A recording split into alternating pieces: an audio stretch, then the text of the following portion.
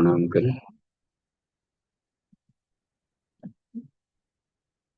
ओम भूर्भुवः स्वः तत्सवितुर्वरेण्यं भर्गो देवस्य धीमहि धियो यो नः प्रचोदयात्। जी प्रणाम। देखिए, क्रमशः उपनिषद ज्ञान के ब्रह्म मुहूर्त कालीन कक्षा में हम लोग योग वासिष्ठ निर्वाण प्रकरणम पूर्वार्ध में चल रहे हैं और इसमें से आज हम लोग कक्षा में पांचवें सर्ग और छठवें सर्ग को देखें। तो पांचवें सर्ग में का विषय है, हेडिंग, शीर्षक, उपदेश से जीवन मुक्तता की प्राप्ति। उपदेश से जीवन मुक्तता की प्राप्ति। गुरु हमें भी उपदेश देते हैं जब आत्मज्ञान का, तो उससे यह स्थिति प्राप्त होनी चाहिए। जिस उद्देश्य से श्री कृष्ण ने गीता का संदेश सुनाया अर्जुन को, वो उद्देश्य पूरा हुआ कि नहीं हुआ? कि समय बेकार गया? नहीं तो फिर सारा का सारा समयक्षेप कहलाएगा। कितना समय में आप लोग कुछ और काम कर लेते जब लाभ ही नहीं मिला। तो पांचवें सर्ग का शीर्षक है, उपदेश से जीवन मुक्तता की प्राप्ति। और यहाँ उपदेश शब्द है सांसारिक ज्ञान नहीं, आत्मज्ञान का उपदेश। आत्मबुद्धत्व के लिए उपदेश चल रहा है, उपनिषदिक ज्ञान दे रहे हैं। और छठवां सर्ग, आज दो सर्ग लेंगे प्रतिदिन समय को देखते हुए, क्योंकि कक्षा की संख्या कम है, सर्ग की संख्या अधिक है, तो उसके सार तत्व देखें। उपदेश से जीवन मुक्तता की स्थिति, पांचवा सर्ग का शीर्षक। और छठवां है अज्ञान वृक्ष का, अज्ञान वृक्ष का उच्छेद। उच्छेद माने काट डालने। अज्ञान को भी वृक्ष का है। बड़े अच्छे रूपक अलंकारों का इसमें आनंद आ जाता है। यानी उपमा दे देने से आदमी और जल्दी से नए तरीके से एग्जाम। तो आइए हम लोग पहले पूर्वार्ध में आज का पांचवा वाला सर्ग देखते हैं, उपदेश से जीवन मुक्तता की प्राप्ति। तो ठीक देखिए, चौथे वाले सर्ग के समापन में कहा था कि हे राम, हमने जो उपदेश दिया उसको आपने सुना नहीं असली, और सुना तो बुद्धत्व हुआ कि नहीं? मैं आपका कुल गुरु रहा, अब तक से जितने भी रहे हैं आपके वंश में, पीढ़ी दर पीढ़ी को हमने ज्ञान दिया, सबने जीवन मुक्तता को पा लिया। हमारे उपदेश बेकार नहीं गए। और आप तो इन सारे वंशजों को और भी ऊपर उठाने आए हैं। हे रघुद्वत, आपके भीतर में अब क्या स्थिति है? जैसे ठीक गीता, गीता में राम का की भूमिका में है अर्जुन, वशिष्ठ की भूमिका में है श्री कृष्ण। तो वहां भी कहते हैं कि जो हमने उपदेश दिया, तो आपका ये मोह खत्म हुआ कि नहीं? तो अर्जुन का जो जवाब था वहां, नष्ट मोह, हमारे मोह नष्ट हो गए। वाह, स्मृति लब्धा, मैं विशुद्ध आत्म तत्व को मैं पा लिया, अपने सही स्थिति में, आत्म स्थिति में आ गए। और भी कहते हैं तो प्रसादा में अच्छी तरह, ये भगवान, यह आपके प्रसाद से संभव हुआ। हो सकता है कोई और लोग बात करते तो "अरे, कौन किसने कहा", इसके ऊपर भी निर्भर करता है कितनी श्रद्धा किसी के पास रखें। यदि गुरु के प्रति श्रद्धा हो तो गुरु वाक्य ब्रह्म वाक्य हो जाता है। श्रद्धा नहीं है तो वेद वाक्य सारे प्रभावी नहीं होते। श्रद्धावान लगते ज्ञान, आत्मज्ञान श्रद्धा से मिलेगा। और श्रद्धा क्या है? आदर्शों के प्रति अटूट प्रेम। अंधश्रद्धा भी शब्द है। अच्छाई के प्रति अटूट प्रेम हो तो उसको थोड़ा सा सिंचन किया जाए तो जल्दी फलेगा फूलेगा। तो नष्टो मोह स्मृति लब्ध। हे भगवान, आपकी कृपा से हमने ये स्थिति पा ली। गत संध्या, संशय जितना भी था वो सब खत्म हो गया, यानी अब हमारे पास कोई प्रश्न नहीं। गजब। सारे प्रश्नों का प्रश्न ही गांठ कहलाता है, ग्रंथि, अज्ञान ग्रंथि। और अज्ञान ग्रंथियों का नष्ट होना ही मोक्ष है। मोक्ष कोई अलग शहर वगैरह नहीं है कहीं कि जाना है मोक्ष नगर। मोक्ष से नैवासस्ति न ग्रामांतर में हो। मोक्ष कहीं ग्राम विशेष में नहीं वास करता, कोई उसका कोई खास जगह नहीं है कहीं। अज्ञान हृदय ग्रंथिर्नाशो मोक्ष इति स्मृता। भगवान शिव बोल रहे हैं वहां शिव संहिता में, हृदय की अज्ञान ग्रंथियों का नष्ट होना ही मोक्ष है। बंधन खुल गया बिल्कुल।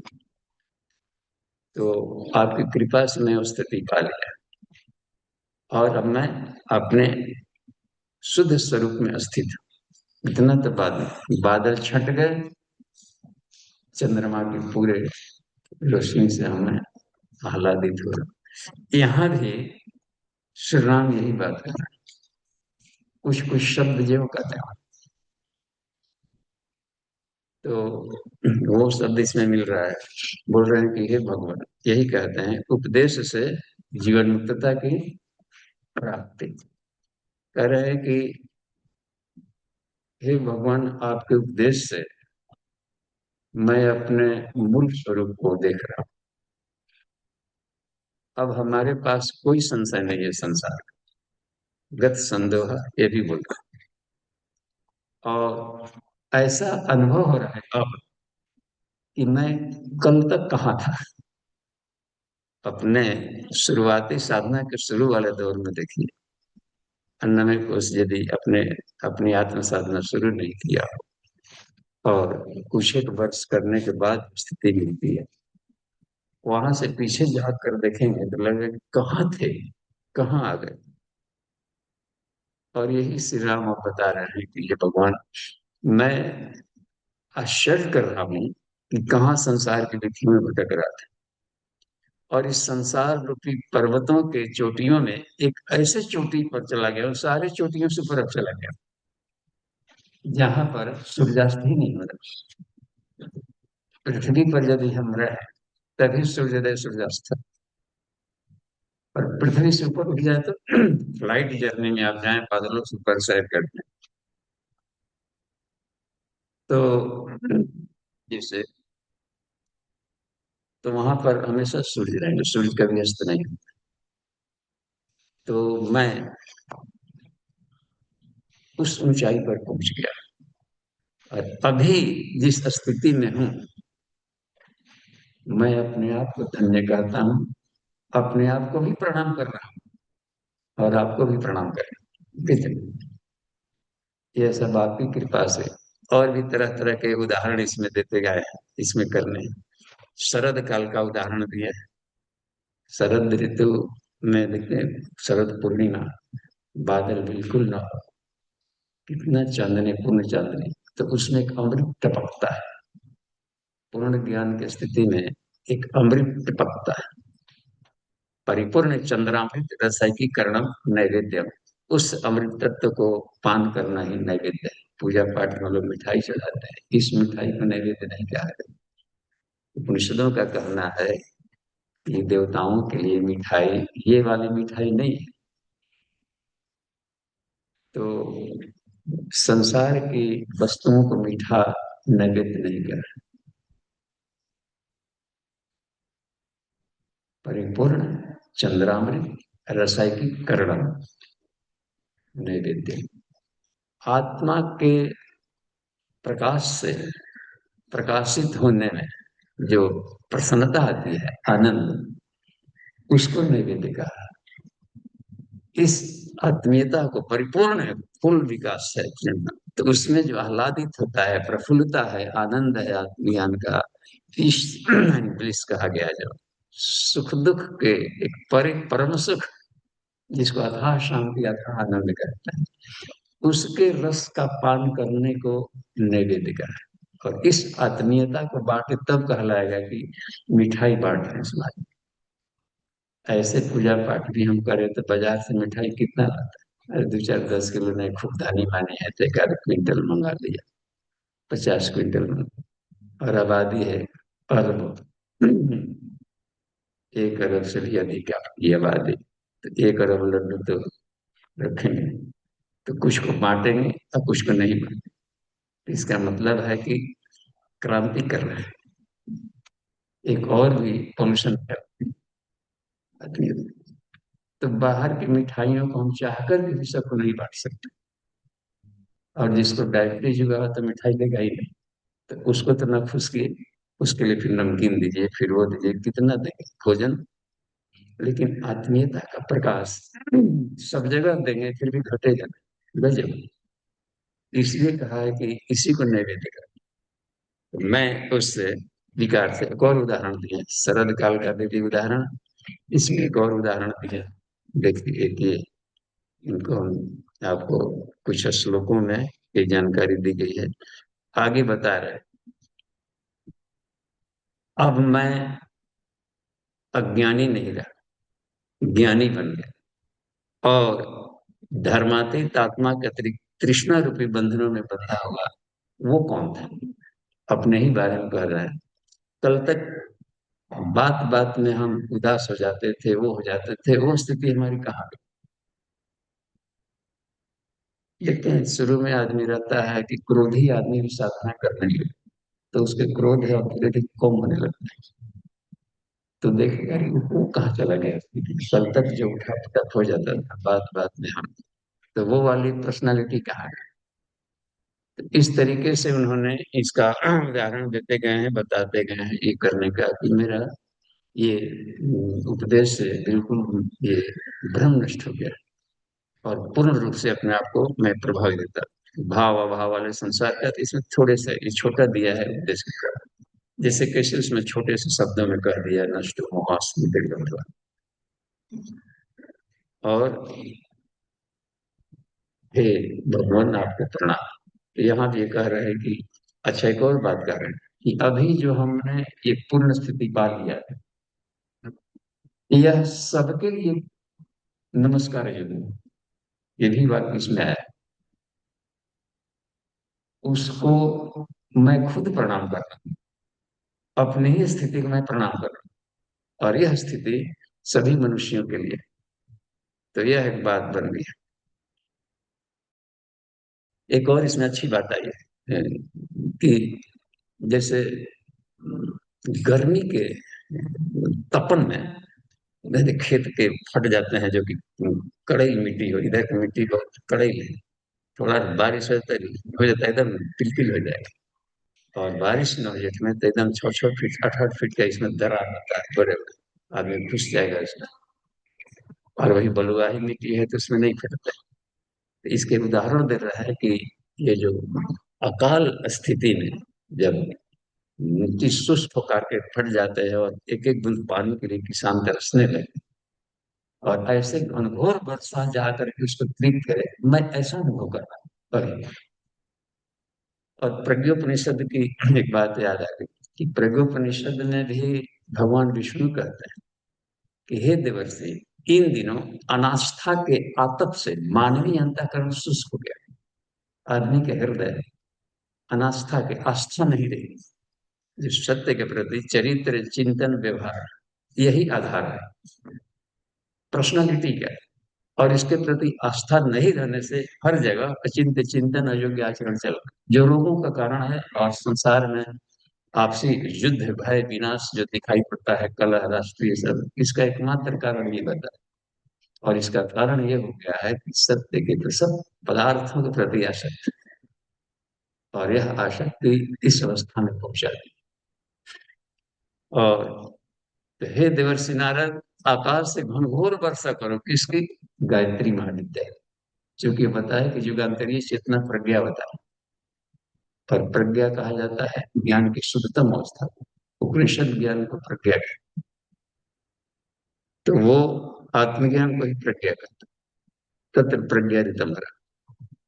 एक ज्ञान वह होता है कि ये अच्छा वो खराब, इसको कहते हैं सापेक्ष ज्ञान। तो संसार में जो भौतिक जगत में जाए तो वहां पर इस ज्ञान का सहारा लेना पड़ता है। हमको जाना है इधर, ये ट्रेन जाते है इधर, तो दोनों में से हमारे लिए बेहतर कौन होगा? पता है ना, लिफ्ट पर कहीं चढ़ते रहते हैं तो देखते देखते हैं, अगर वो तो नीचे वाली आ रही है, ये नजदीक है, उस पर चलते हैं, वो जल्दी आ रही है। चयन की प्रणाली। तो इसमें स्त्री और प्रिय दो रास्ते होते हैं, अपवर्ड, डाउनवर्ड। किस रास्ते में जाना है? स्कूल कॉलेज में चयन करनी पड़ती है, इस विषय को लेकर इस विषय को, अपने लिए सुविधा की। तो संसार में भी कि जो चयन प्रणाली वाली ज्ञान है, इसको सापेक्ष ज्ञान कहते हैं।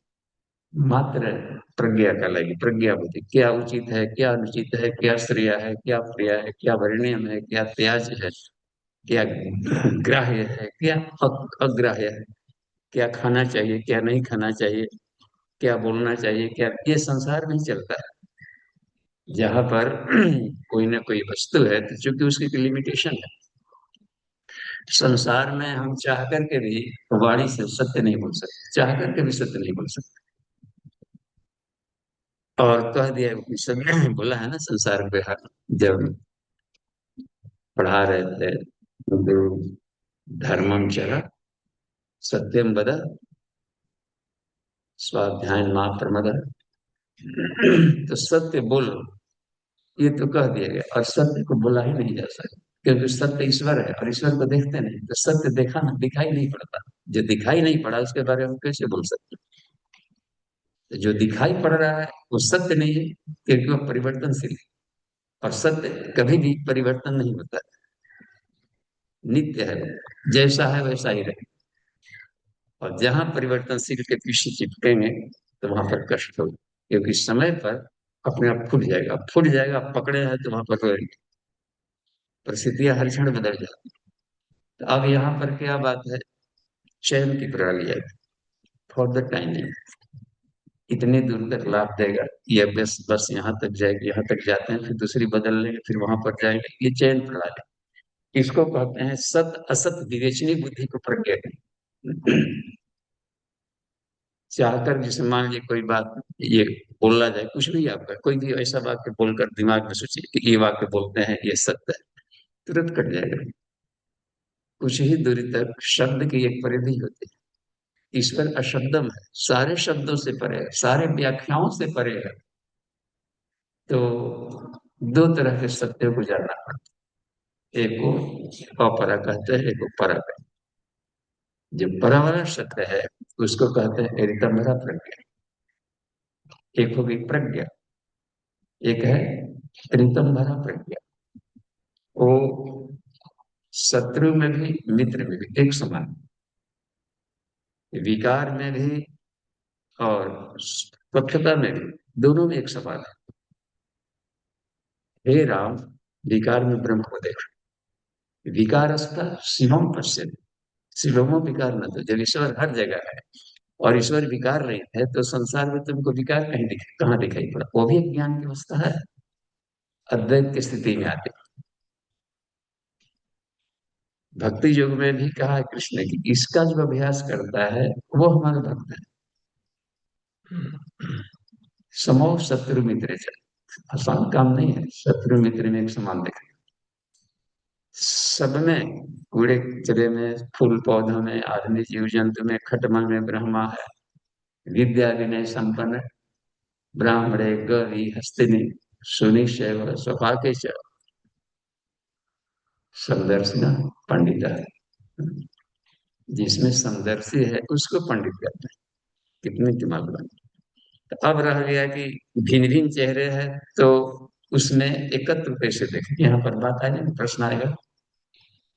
ये है, ये बुरा है, काला है, कचरा है, ये है सुगंधित है, दुर्गंधित है, हर जगह रूप है, सुंदर है, उपयोगी है, अनुपयोगी है। अब उसमें एक समान देखना है सबको। गोबर है, गुड़ है, एक समान का मतलब नहीं कि दोनों को मिला के खा ले। उसको उसके समान देखना ही क्षमता है। उसका बेटर यूज करें। गोबर के गोबरत्व का यूज कर ले। जितने गोबर में है, गोबर के गणेश जी बन जाते हैं। गोबर में लक्ष्मी वास कर रहे हैं। कंपोस्ट खाद बना देंगे, अच्छी फसल होगी तो लक्ष्मी आ गई। ये एक बात है। गुड़ से भी आपको डायरेक्ट ले सकते हैं, उसको डायरेक्ट नहीं ले सकते। कंपोस्ट बनाकर फलों के रूप में जब आएगा तो रिसाइकलिंग करके लेंगे, एक व्यवस्था है। लेकिन लेंगे, देखते हैं ना, उसको इंटेक है। तो एक ऐसा भी ज्ञान है जो कि सब में एक है, उसको कहते हैं आत्मज्ञान। खटमल है, ब्रह्मा है, पेड़ है, पौधे हैं, झिंगुर है, चींटियां है, और वायरस है, दिखाई नहीं पड़ने वाले बैक्टीरिया है, बड़ा हाथी है, पहाड़ है, डायनासोर है। सब में कॉमन फैक्टर है आत्मा। और आत्मा शाश्वत है। और वो सब में एक वैरायटी है, सूर्य सूर्यात्मक है। तो उसको यदि हम ले तो इसको कहा जाएगा कॉमन फैक्टर, जो सब में कॉमन था। पता है ना, दो पार्टियां, तीन चार पार्टियां आपस में मिलती हैं तो एक न्यूनतम साझा कार्यक्रम बनाती हैं। तो ईश्वर को यदि पाना है तो हमें हाईएस्ट कॉमन फैक्टर पर जाना पड़ेगा। कौन ऐसा तत्व है जो सब में एक समान विद्यमान है? वो सिर्फ आत्म तत्व। यानी यदि आत्मा के सिवा कुछ और देखे तो उसको कहेंगे परीक्षण। बादलों से घिरी हुई चीजें हम देख रहे हैं, और वो दिव्य प्रेम में नहीं बनेगा, कभी बदलेगा। बीच बीच में उसके चरित्र देखने लगेगा। इसलिए ये बात कही कि आत्मवत सर्वभूतेषु यह पश्यति स पंडित है। पंडित वह है जो अन्नमय, प्राणमय, मनोमय, विज्ञान में, आनंद में की विकृतियों को न देखे, जो कैसा बोलता है, क्या करता है, क्या व्यवहार, आत्मवत देखे बस। और ईश्वर सबके हृदय में यानी आत्मा के भीतर में है। आत्मा की आत्मा है परमात्मा, है ना, अध्यात्म परिषद। तो उसको देखने लाएंगे तो यहाँ पर क्या त्राटक इसलिए किया जाता है कि सब जगह की दृष्टि हटा करके एक पिन पॉइंट पर हम फोकस करें। तो किसी भी वस्तु पर, चाहे कैंडल हो या कोई वस्तु हो, कहीं भी कर रहे हैं तो वहां पर देखेंगे कि वस्तु गायब हो जाती है। करके प्रैक्टिकल देखिए। एक और भी एग्जाम्पल, जैसे मान लीजिए दीवार है सामने, वहां पर एक ये सफेद कागज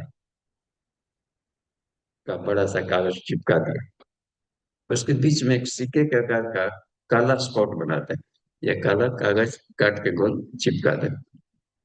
उसके भी सेंटर में एक पीली शब्द को चिपका दें, दिखाई पड़ने लगे। अब त्राटक करेंगे तो उस पर करना है हमें, एकदम केंद्र में। जैसे कि ना, मारते हैं मिलिट्री में ट्रेनिंग, हम लोग एनसीसी के ट्रेनिंग होता था ना, तो खूब अनेकों 303 इसमें फायरिंग करते, कंधे दुख जाते थे, वही मारो इधर जा गया, वो बताता था। जो रहते थे सर, ट्रेनिंग देने वाले ट्रेनर्स, इधर गया उधर गया, उसको बेधो, मछली की आंख देखो, टारगेट देखो। तो ये त्राटक की प्रक्रिया सकती है। तो जहां ले जाएंगे धीरे धीरे कि देखेंगे कि जो सफेद कागज था, मकान वगैरह सब कम होने लगे, धीरे धीरे काला स्पॉट भी खत्म हो जाएगा, अब केवल सरसों देखेगा, फिर देखेंगे कि वो भी गायब हो गया। यह साबित करता है कि सृष्टि शून्य है। यदि सत्य रहते तो जरूर दिखता, अंत तक दिखता। सूर्य पर भी त्राटक करने लगते हैं लंबे में तो बाद में सारी की सारे संसार कम खत्म होकर के उसकी किरणें भी खत्म हो जाती। जो दाहक किरणें है लाल वगैरह, ये सब भी खत्म होकर के बिल्कुल कोमलता, सॉफ्टनेस आ जाता है, आश्चर्य है। जो त्राटक के सिद्ध है वो दोपहर में भी कर लेंगे। और उनके भीतर में उनकी आत्मा यो अशो आदित्य पुरुष सो सब वहां पर जाके होता है कि जो मेरी आत्मा है वो आपकी आत्मा है एक। और वो बहुत ही सैकड़ों सूर्य के समान तेजस्वी तो है, लेकिन उधर भी करोड़ों चंद्रमा की तरह शीतल भी है। तो उस अग्नि में से शीतलता का फिल्टर करके निकालना ना, जैसे चंद्रमा ए, अपनी रोशनी ने सूर्य से लिया, रिफ्लेक्ट कितना कूल है। तो मतलब है कि एक शांता का रंग, एक कूल और आनंदमय स्थिति हर जगह है जिसकी लेयर तक हम लोग नहीं पहुंच पा रहे। संसार के सभी परिवर्तनशील वस्तुओं में एक अपरिवर्तनशील चैतन्य शक्ति दौड़ रही है। उसमें एक भरी पड़ी एक ऐसा भी आयाम है, उसके साथ तालबद्ध उस सूत्र को जो धारण करता है उसको ब्रह्म सूत्र कहते हैं। बाकी तो केवल धागे पर लपटे।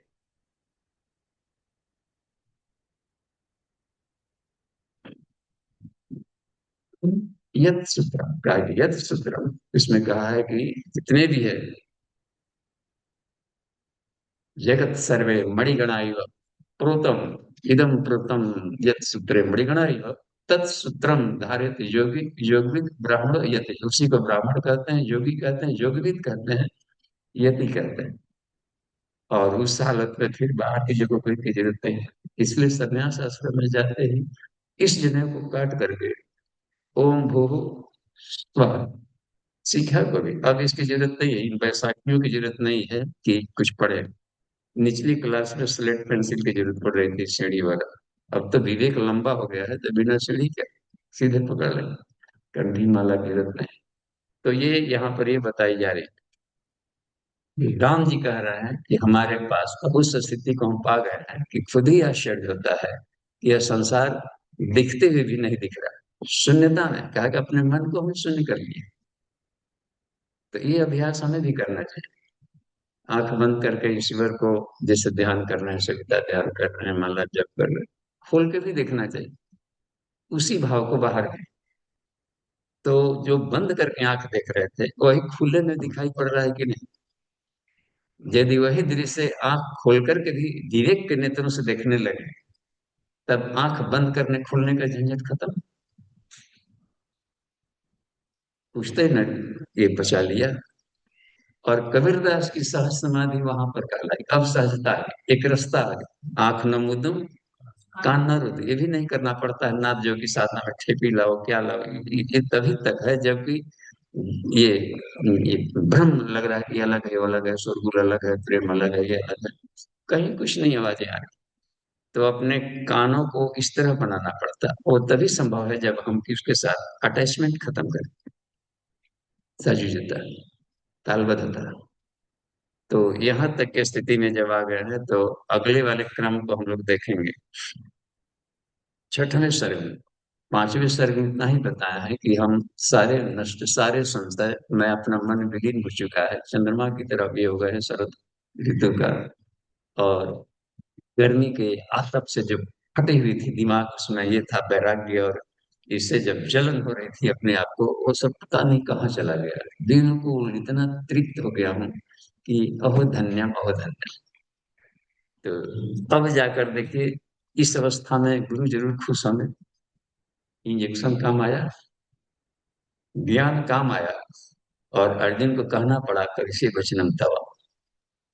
अब आप जो कहेंगे जरूर करूंगा।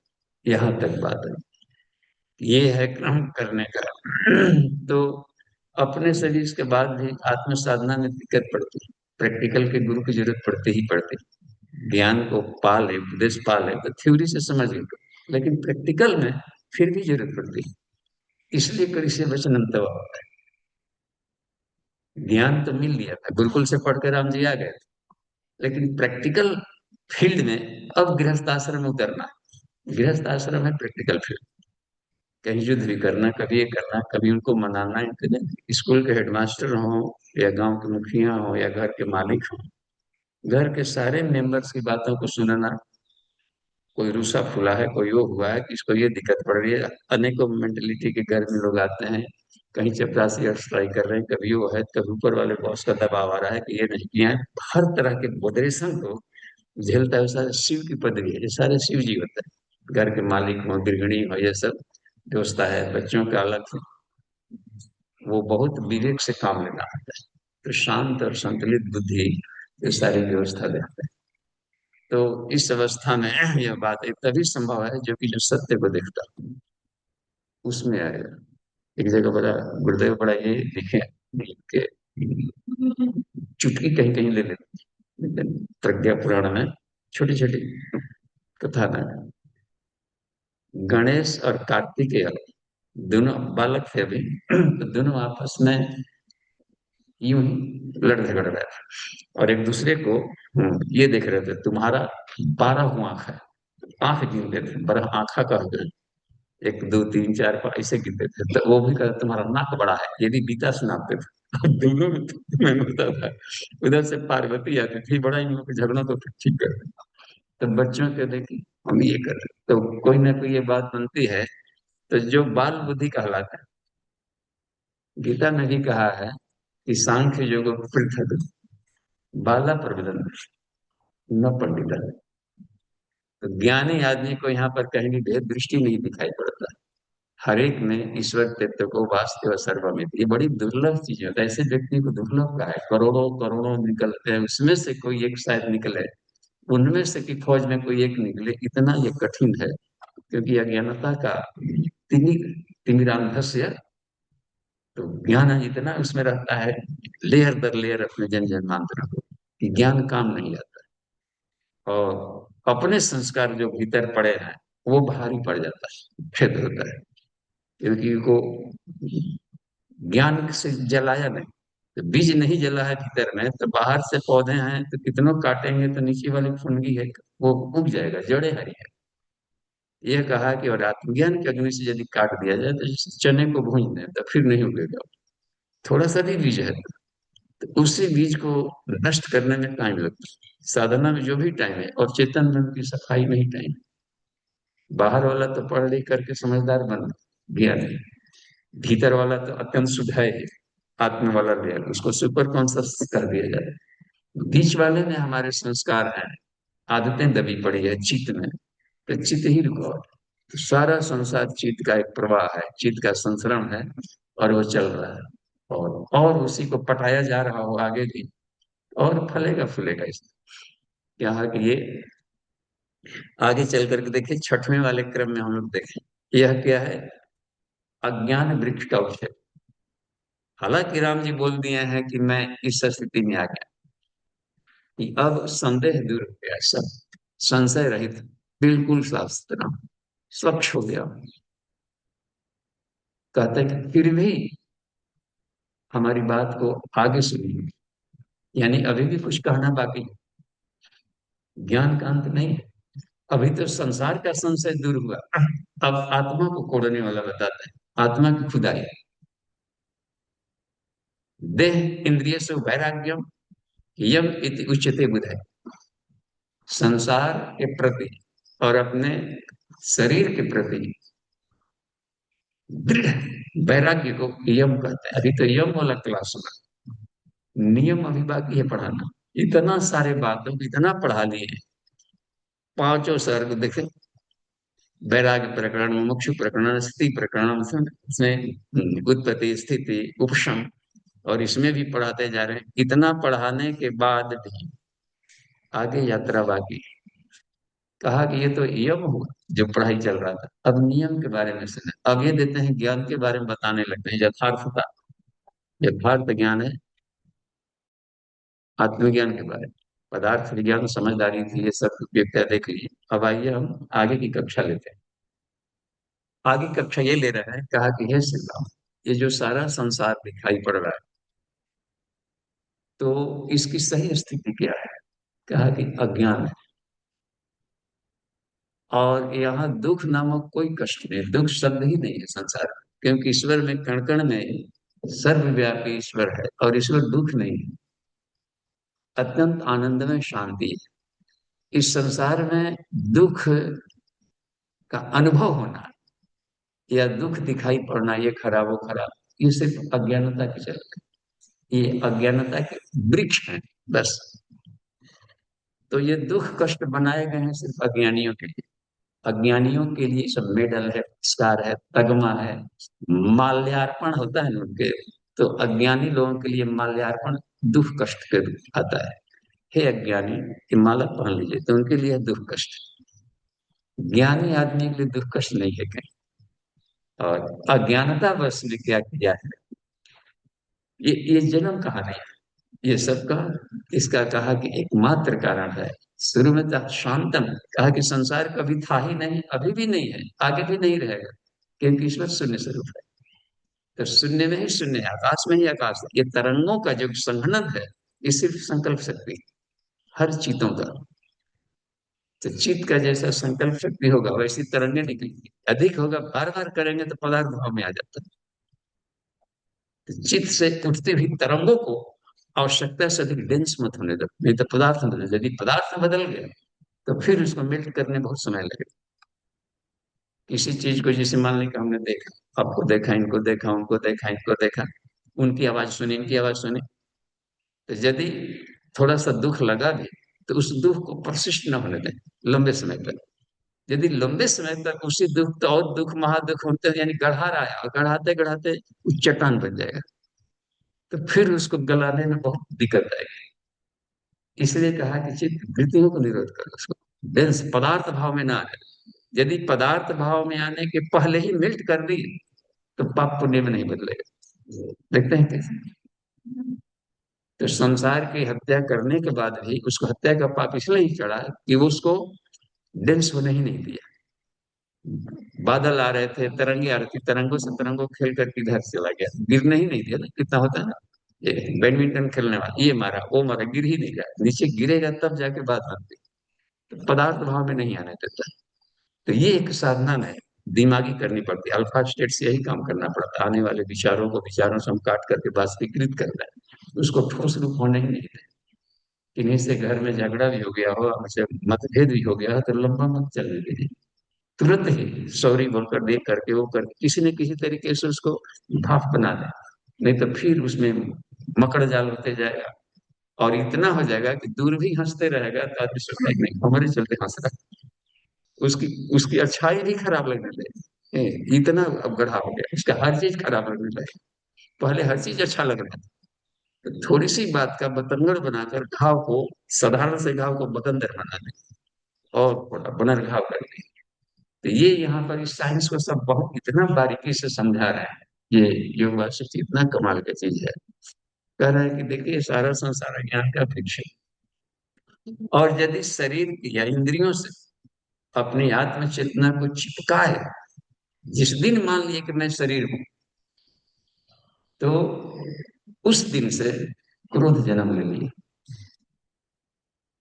अपने को शरीर मानना क्रोध का विशाल पेड़ को गाड़ देना है बस। क्योंकि जहां भी शरीर को थोड़ा सा ही होगा, अब उसको क्रोध आ जाएगा। कौन छेड़ दिया जी, कौन, हम तो शांति में ध्यान है, कौन हला कर दे, थोड़ा सा भी व्यतिक्रम हुआ तो विस्फोट कर दिया। तो अपने मेंटलिटी में जो भी हमारी मान्यता है, जो दिमाग में मान्यता बना लिया है, इस मान्यता के प्रति रिजिडनेस का होना अशक्ति को गढ़ाता। और इसे भिन्न मान्यता वाली है कि संसार मान्यताओं से परे, ईश्वर मान्यताओं से परे है, तो थोड़ी सी दो कदम भी हमारी मान्यता नहीं टिक पाएगी, तो उस समय में विस्फोट की तरफ फूट जाएगा। जितने कपड़ियां टहल रही है मनुष्य के रूप में, अन्य जीवों के रूप में, सब अपना अपना ब्रह्मांड लेकर घूम रहे हैं, अपनी अपनी मान्यताएं अपने, और ब्रह्मांड में ब्रह्मांड टकरा रहे हैं, बुलबुले अब फूट रहे हैं, बैलून के फूटने की आवाज आ रही है। इसी को लेकर कहा है कि जो दुख कष्ट है, और भी ये जो नरक स्वर्ग की स्थिति है, वो सिर्फ ज्ञान की स्थिति है। विषयासक्त ज्ञान को अज्ञान कहेंगे। ऋषियों से रहित जो ज्ञान है, निर्लिप्त है, उसको ही ज्ञान कहा है। तो विषयासक्त व्यक्ति की जो चेतना है, उसको अज्ञान कर दी। और इस अवस्था में सुख दुख का कहा कि दुख है अधिक, सुख कम। अब उसके पास ऐसी वस्तुएं आएंगी जिसमें कि यदि साथ में रख ली इसके चिपका, तो उसमें दुख अधिक है, सुख कम है, क्योंकि कॉमन फैक्टर बहुत कम रहता है, अधिकतर भिन्नताएं ही होती है। बाहर से देखेगा कि हम दोनों का बेचारा स्वभाव अच्छा मिल रहा है, बड़े दोस्त है, ये बिल्कुल ही एकाध इंची वाली दोस्ती। क्योंकि पदार्थ भाव पर, शरीर भाव पर, विचारों विचार मिल रहा है, दोस्ती कर ये भी बहुत थोड़ी दूरी की है। क्योंकि हर व्यक्ति के सोचने का तरीका, संस्कार अलग है। जहां वह थोड़ी सी भिन्नता आएगी वहां पर देखिए मतभेद होगी। क्यों इनसे दूरी है? नहीं, विचार नहीं मिलता, बस उधर विचार मिल रहा है, तब तक दोस्ती। शुरुआत में तो साथ ही ना चले थे जी, पति पत्नी हो, बच्चे हो, सब में परिवार क्यों टूटा? विचार नहीं मिला तो दूरी बहुत छोटी है, तो दुख अधिक, सुख कम। क्योंकि हम इसके आधार पर कॉमन फैक्टर जोड़ रहे हैं। शाश्वतता की तरफ कभी गया ही नहीं, मान्यताओं से परे दोस्ती कभी किया ही नहीं, अनासक्त प्रेम किसी से किया ही नहीं। कहीं ना कहीं दिमाग में कंडीशन पाते हैं, कहता भर नहीं आदमी, लेकिन एक कंडीशनल, एक अदृश्य मन में एक जरूर बनाए रखता है कि ऐसा सुख मिलेगा, ऐसा होगा, इनसे ऐसे करेंगे, ऐसा होगा। इस बात को कह भर नहीं रखता, लेकिन उस अटैचमेंट के पीछे एक थीम है, उसी थीम को कंडीशनल करते हैं और वो टिकाऊ नहीं होगा, फुटेगा। तो हम ये मान लें कि एज इट इज, जब संसार को मान लें एज इट इज, जैसा भी है प्यारा, उसके एज इट इज स्वीकार कर लेंगे, तो वो दोस्ती किसी भी काल में कभी नहीं टूटेगी। और वो एक बहुत ही कमाल की बात है, उसी को कहा जाता है दिव्य प्रेम। बस जो जैसा है उसको ऐसे एक्सेप्ट करें। क्यों हम चाहे कि हमारी जैसा बनेंगे तभी इनके साथ दोस्ती रहेगी, तो फिर किसी भी काल में अज्ञानी व्यक्ति को आत्मा नहीं मिलता। हाँ, पुरस्कार में दुख कष्ट मिलेगा, रोज टेंशन मिलेगा, रोज आए। इतना बढ़िया इसमें अलंकार दिया है जाके, इसमें दिए हैं कि जैसे नरक, जो नरक स्वर्ग है, तो नरक भी जैसे होता है ना, कहीं बारात पे आप जाएं तो वहां के सराती लोग हैं, माने कि आप बाराती पक्ष हैं, पूरा ताम झाम कार्ड छपा कर सबको बाराती लेकर के पहुंच रहे हैं। वहां भी उतना ही तैयारी किया, और माला और लेकर बेचारा कितना महंगा माला खरीद के लाया हो, गोल गोल सबको थमा देते हैं, ऐसा नहीं लगे कि हम लोग कम रहे सारे। खूब है उधर भी हुए, थाली वाली सजा करके जयमाल के समय में सब इतनी तैयारी है स्वागत के लिए। तो ये बता रहे हैं यहाँ पर वशिष्ठ राम जी को, इसकी उपमा दे रहे हैं कि नरक जो है इसी तरह से थाली सजाए रखता है अज्ञानियों के लिए। हे अज्ञानी, कब से हम इंतजार कर रहे हैं आपको, इसके लिए जल्दी से आइए, सारे व्यवस्था आपकी बनाई गई है। थोड़ा सा दुख था, थोड़ी और अच्छा दुख मिलेगा यहाँ, तो सुख कम है। तो नरक में भी सुख है, लेकिन उसका पीरियोडिक कम है। तो जब इधर से एक व्यक्ति चला गया, एक उसी ने थोड़ा सा सहज होने के लिए कि नरक में जब गया, तो कहा कि पहले तुमको स्वर्ग चाहिए कि नरक? तुम्हारा 50-50% नहीं होता है कि पाप भी बराबर, पुण्य भी बराबर। तो न तो स्वर्ग मिलेगा, न कहा कि तुम्हारे च्वाइस पर कि क्या जाओ। कहा कि पहले घुमाई हमको दोनों, घूमेंगे देखेंगे तब करेंगे। तो घूमा तो देखा कि एक जगह थोड़ा सा पीछे चाय वगैरह की आदत रही होगी, नहीं होता है कोई चाय की आदत है, और आप जड़ी बूटी के काढ़ा दे तो भाग होकर मार्केट में जाकर खा पी के आ जाए। तो उसका जो थोड़ा संस्कार था, जगह देखा कि एक जगह कीचड़ का दलदल था, और उसमें जो खड़े थे चाय पी रहे थे। नरक का एक दृश्य था। और देखे कि बाकी जगह कहीं हवन हो रहा है, उधर क्या है, जहाँ इधर ये हो रहा है, देखे नरक से गुजर रहा है, यहाँ तो चाय की सुविधा है। कहा कि हमको यही चाहिए, और यही वाला चाहिए। कहीं आरा से चिरा जा रहा है, बहुत कष्ट, एक कष्ट देखा कि यहाँ तो चाय की भी चुस्की। तो ठीक है, जब चला गया उसको पास हो गया कि अब इसको ले जाए जाए, तो वहां पर गया तो इंटरवल चल रहा था चाय का। चाय वाला नहीं था नरक, इंटरवल, इंटरवल में चाय दिया जाता, फिर उलट के कीचड़ में डुबा देता। जब ये पहुंचा वहां पर कि नहीं, वो तो खत्म हो गया, वो तो इंटरवल चल रहा था ना, आप जब आए हैं तो अब अगला फीलिंग चल रहा है, आपको पैर किया जाएगा ऊपर, नाक कीचड़ में डुबाया जाएगा। तो ये बात होती है कि न अर्क इसमें जिसमें अक्का माने स्वर्ग का है, तो उसमें बात आती है इसमें आकर। तो उसमें होता है दुख जहां पर ना, तो ये एक बात आती है। तो इसमें ये कहती है दुख ही दुख जहां पर भरा हो, तो जो अज्ञानी व्यक्ति हैं उन्हीं के लिए दुख शब्द की कल्पना की गई या प्रारब्ध की गई। संसार में प्रारब्ध ही कहीं नहीं है। तो प्रारब्ध शब्द का क्यों रखा गया? ये देहाभिमानियों के लिए प्रारब्ध शब्द, क्योंकि जो भी क्रियाकलाप करेंगे तो शरीर से क्रिया होंगे, उसी का ना रिएक्शन आएगा। क्रिया की प्रतिक्रिया संसार में केवल होती है, आत्मा वाले क्षेत्र में ये नियम नहीं लागू होता है। वहां पर कोई वस्तु ही नहीं तो क्रियाएं क्या? वहां पर तो एक आनंद में और शांति में स्थिति है, कोई तरंग नहीं, कोई चल, सिर्फ आनंद और ये है, शांति ही शांति है। हलचल ही नहीं, हलचल होगी तो फिर आत्मा की।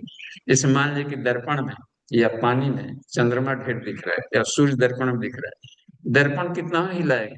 सूर्य नहीं हिलेगी, ये तो हिले जा रही थी कहीं। तो ये बात बन जाती है जहाँ चित्त की अत्यंत शांति और शीतलता है। तो इस स्थिति को उन्होंने बताया है कि शांत ये मनोभूमि में रहे हे भगवान। और भी उदाहरण देता हूं कि अज्ञानी आदमी के लिए ही ये सब जो वृक्ष बना हुआ है, तो मोर का उदाहरण है। जैसे वर्षा के आगमन के पहले जहां देखते हैं कि बारिश आने वाले काली घटनाएं हैं, तो मोर की खुशी बढ़ जाती है। तो अज्ञानी व्यक्तियों को देखते हुए भी दुख कष्ट मोर की तरह नाचते हैं। पढ़ करके बड़ा आनंद आता है कि ये बताने की शैली देखिए कि किसी भी तरीके से हम शरीर के साथ टच न करें, शरीर में रहें लेकिन उसके साथ चिपके मत। दोस्ती करें लेकिन दोस्ती के साथ मोह जहां जुड़ गए तो फिर वो दोस्ती खतरनाक हो जाएगी। मोह बदता नहीं हो, लाभ लिया गया, लेकिन आत्मज्ञान भी अपने शरीर के प्रति भी अपनी मान्यता के तत्व से भी चिपके हैं कि मैं जो करता हूँ वही सत्य है। तो वहां भी जाकर के बातों में वही कष्ट होगा। कहीं भी दिखता भर नहीं है बॉडी, लेकिन एक मान्यता जो एक बॉडी है, उसको भी एक थीम बना के रखना, तो उससे जर्नी हमारी अधिक नहीं हो सकेगी। तो वो एक बात इसमें रखे हैं। और भी ये निकला है, और उसमें ऋष्याशक्त मन को कहा कि हे मेरा, कभी भी संसार में और इंद्रिय प्रति आसक्त न होने दें, और अपनी अनुरक्ति है वो ईश्वर के प्रति जोड़े, आत्मचेतना के प्रति। तो यह चिपकाव यदि संसार के प्रति है तो वह आसक्ति है, ईश्वर के प्रति है अनुरक्ति। अनुरक्त परे तत्व है, उसको नियम कहते हैं। तो आत्मस्थिति में बराबर अपने आप को बनाए रखें, तभी ये संभव है कि संसार में रहते हुए भी सारे सुख लेंगे और दुख कहीं नहीं मिलेगा। तो इसमें रहते हुए नहीं रहना कहलाएगा, खाते हुए नहीं खाना, बोलते हुए नहीं बोलना, सुनते हुए नहीं सुनना, तभी आदमी हर हाल मस्त रह सकता है। तो ये इस स्थिति को लाने के लिए बता रहे हैं कि जो भी हम देख रहे हैं, कहा कि जो भी आप पेड़ पौधे देख रहे हैं इसकी सत्ता नहीं, यह चित्त की तरंगे है। किसी ने कल्पना किया है कि इस तरीके की बातें आ जाए, तो इस तरीके से उसकी कल्पना बढ़ा दी, तो उसको ब्रह्मा की कल्पना कर दिया जाए। तो उनकी कल्पना से ये सारे बन गए, जिसको अपनी मानवीय कृति नहीं देखते तो प्रकृति कह देते हैं उसको। जो मनुष्य ने नहीं बनाया उसको प्रकृति का, इसका मतलब है कि ईश्वर की बुद्धि नामक शक्ति है, उसके द्वारा ऐसा बना। मनुष्य में भी वो गुण है, इसमें भी सारा का सारा। तो आदमी भी अपने प्रकृति के अनुसार कुछ न कुछ नया रचना करता है, और अपने ढंग का घरौंदा बनाकर मकड़े की तरह उसमें फंसते रहता है, घुसता है, फिर चला छोड़। तो ये मानवीय कृत्य होती है। अपने भी संतान उत्पत्ति से लेकर के गृह मकान बनाना, ये करना वो करना, ये सारी ये मानवीय कृत्य है। मंदिर बनाने, मूर्तियां बनाना, इस मनुष्य ने भी बहुत कुछ बना दिया है जो कि लोग, और उसमें भी जाकर परेशानी फिर आ जाती है। बच्चा तो जन्म ले लिया, जब परेशानी आती है उसके रोग दुख ये है वो है, ये परेशानी है, जन्म तो ले लिया लेकिन बोलता ही नहीं, एक अलग दुख है। और है पढ़ाई लिखाई झगड़े करके और तरह तरह के दिक्कत, अपने भी प्रॉब्लम आ जाता है। शरीर इतना देखिए नाजुक, कभी कभी लगता है थोड़ा सा खा पी ले हेल्दी, लगता है कि सर हम तो 400 बरस जी लेंगे, लगता है भीतर ही। और थोड़ा सा सर्दी जुकाम किया, सरदर्द क्या हुआ, एकदम मस्त पस्त है, पता नहीं। अब उसको बाद में देखने लगता है कि अस्पताल ले जाना पड़ेगा, पानी के बुलबुला जैसे तुरंत टनाटन, तुरंत क्षणभंग होता है। ये इसका मतलब है कि सब तरंगे, ये सब साबित करती है, ये सब वेव्स हैं। एनर्जी है, वेव्स हैं, तरंगे, और हर क्षण बदलती रहती है। इनसे चिपकने का मतलब होता है हमारी ज्ञान अभी बहुत ही अपरिपक्व है। तो अपरिपक्व लोगों के लिए ये सब अंधविश्वास, ये सब जो बने हुए जादू टोना, ये सब तरह तरह के जितनी भी मान्यताएं देखी चलता है इसमें, जिसे हमको डर लगता है, वो सिर्फ अपरिपक्व मस्तिष्क के। यहाँ तक एक ज्योतिर्विद मिले थे, उन्होंने कहा कि ये जो ग्रह नक्षत्रों का प्रभाव है, ये ग्रह वो ग्रह, ये मुहूर्त वो मुहूर्त, ये सब उनके लिए है जो अभी मन से पार नहीं गए। मन को चंद्रमा का है, चंद्रमा मन से जाता है, यानी मन तक इनकी पहुंच है। विज्ञान में कोष में जो पहुंच गए हैं, उन पर किसी भी ग्रह नक्षत्रों का कोई प्रभाव नहीं पड़ता। योग मुहूर्त दोषावा ये अपीय मंगलकारिणा भस्मताम यान्ति ते सर्वे। गायत्री तीव्र तेज, जब आत्मा के भीतर जो प्रचंड तेज है, सोहम स्मृति प्रतीक, इतना उसमें प्रचंड है, तब भवमूल भेद भाव भ्रमनाशा, संसार की भेद दृष्टि में हर जगह तत्व को दिखाई पड़ता है। तो हम यहाँ पर अब विराम देंगे और प्रश्नोत्तरी सेशन में आएंगे। किसी भी तरह के कोई प्रश्नोत्तरी सेशन हो तो करें, खुल करके करें प्रश्न, हम देखें संसार की यथार्थता में कि वो जो जो दिख रहा है निश्चित रूप से यह आंखों के अज्ञानता के चलते सा दिख रहा है। तो आंखों से देखते हुए भी, आंख से देखेंगे तो प्रत्यक्ष बॉडी भी दिखेगा, और इसके साथ साथ में ज्ञान के नेत्र भी डालेंगे तो दिखते हुए भी नहीं दिखे। इसी आधार पर कहा था इन्होंने, दुर्वासा ने सारा भोजन खा लिया, फिर भी कहा कि मैं तो खाया ही नहीं। कितना बड़ा आश्चर्य है। जाके कहना नदी से कि तुम आज निराहारी रहे होंगे, तो हे नदी रास्ता दे। उधर बती मंदाकिनी में चित्रकूट की बात। तो वो अपर जयती उधर आश्रम रखे थे, जिनको आश्रम बनाना था, अत्रि अनुसुईया, तो कहे कि बनाते हैं उधर जो पहाड़ी नदी आ रही है उसी को बनाते हैं, पानी की सुविधा नहीं, वो पहाड़ी नदी है, कभी सूखेगा, कभी बहुत तेज धारा आएगा तो हम लोग का आश्रम रहेगा। तो ऐसे जगह जाते हैं जहाँ पानी बिल्कुल ना, तो फिर बच्चों को पानी, हम लोग को पानी के लिए फिर दूर आना पड़ेगा कि नहीं, मैं नारी हूं तब करूंगी, तो तब करोगी, गंगा को बाध्य कर देगी, तो नीचे से आकर कैसे रास्ता बनाओ, यहाँ पर एक पतली धारा निकालो, ताकि हमारे आश्रम बच्चों का ऐसा शिक्षण चले। उनके तप से देखिए, पदार्थ में भी इतनी क्षमता है कि मेल्ट किया जा सकता है। कृष्ण के तप से कहा कि सूरज उग रहा है, ठीक है, ठहरो, थोड़ा सा डूबो, थोड़ा सा उगो, थोड़ा सा यहाँ पर वेट कर लो, हमें कुछ काम करना है। कमाल के है कि नहीं बात। तो पदार्थ है भी चेंज किया जा सकता है, लेकिन उसको चेंज करने के लिए बहुत तेज संकल्प शक्ति की जरूरत पड़ती है, और शरीर से कर लेंगे पदार्थ इधर हैंडल हो जाएगा। फिर उस अवस्था में भी मेंटल वेव्स के द्वारा इस तरंगों को हेरफेर किया जा सकता है। तो ठीक है, हम आते हैं प्रश्नोत्तरी में। देखिए हैंडल्स कहाँ कहाँ है, देखिए। जी वो पहला हैंड है सुरेंद्र पटेल जी भी। जी प्रणाम बाबूजी। जी बाबूजी प्रणाम। अभी आपने कहा कि जादू टोना की बात है या फिर ग्रह नक्षत्रों की बात है, इसका प्रभाव नहीं पड़ता। लेकिन उसी ग्रह नक्षत्रों का प्रभाव हमने राजा राम के जीवन में भी देखा है, सामान्य व्यक्तियों के जीवन में भी देखा है। वेद भी ज्योतिष को मानते हैं, तो वेद ज्योतिष को मानता है, ज्योतिष का अंग है, तो कैसे उसको निराधार माना जाए। दूसरा चीज, तंत्र और मंत्र के प्रयोग भारत में होते रहे हैं, अभी भी तंत्र और मंत्र के प्रयोग बड़े गुड़ स्तर पे चलते हैं, तो उसके प्रयोग को या फिर उसकी वैज्ञानिकता को कैसे अस्वीकार किया जाए बाबूजी। दो प्रश्न है। प्रणाम। अस्वीकार नहीं करना है, स्वीकार भी नहीं करना है। हम स्वीकार अस्वीकार से परे रहें। यह रहता है उनके लिए जिन पर असर करे कर रहा है, उन अर्थों में, उन परिस्थितियों में स्वीकार नहीं, क्योंकि उसकी चल गई, अनमिच्योर्ड है। अच्छा, और वही ग्रह नक्षत्र, वही परिस्थितियां बगल वाले व्यक्ति को प्रभावित नहीं कर रही। एक ही समय में दोनों, एक को ठंड प्रभावित कर दिया है, एक ठंड में जैनी है, अपने देखें दिगंबर है, उसी में जाकर चाहे लू चल रही हो या अंदर तूफान है, उसको कुछ नहीं चल रहा। इसका मतलब है कि अपनी अपनी उनकी क्षमता के आधार पर कितनी अपनी आत्मशक्ति को शरीर से ये डोमिनेट बना लिया अपनी आत्मा को, तो उस अवस्था में उसके प्रभाव नहीं पड़ेगा। हम कमजोर हैं तो प्रभाव पड़ेगा। बोध वाले बच्चों को टोना टटका लग जाएगा, लेकिन बूढ़ों को नहीं लगता। वो माइंड को मेच्योर कर लेगा। तो अनमेच्योर कंप्लीट एटम बन जाएंगे तो इनर्ट गैस बन जाता है। जब तक वैलेंस इलेक्ट्रॉन रहेंगे, अपनी चेतना पर लोभ मोह अहंकार जैसा आसक्त रहेगा या अज्ञानता के चलते, तभी जाकर इधर से उधर एक दूसरे परमाणु एक दूसरे से चिपकेंगे। तो यही तो बात होती है।